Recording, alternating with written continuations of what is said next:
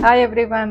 కాఫ్ను control చేయాలంటే మనం కిచెన్లో ఉండే ఈ సింపుల్ రెమెడీని ట్రై చేయండి. ఒక 2 స్మాల్ ఆనియన్స్ తీసుకొని ఈ 2 స్మాల్ ఆనియన్స్లో 2 to 3 tablespoons honey mix చేయండి. అంటే ఇవి రెండు ఒక బాటిల్లో వేసి షేక్ చేసేసి ఓవర్ నైట్ వదిలేసేయండి. పైన మీకు మార్నింగ్ కల్లా సిరప్ లాగా తేలుతుంది. సో ఈ సిరప్ ని మీరు నార్మల్ కాఫ్ సిరప్ లాగా 1 or 2 teaspoons 2 to 3 times తీసుకోవచ్చు.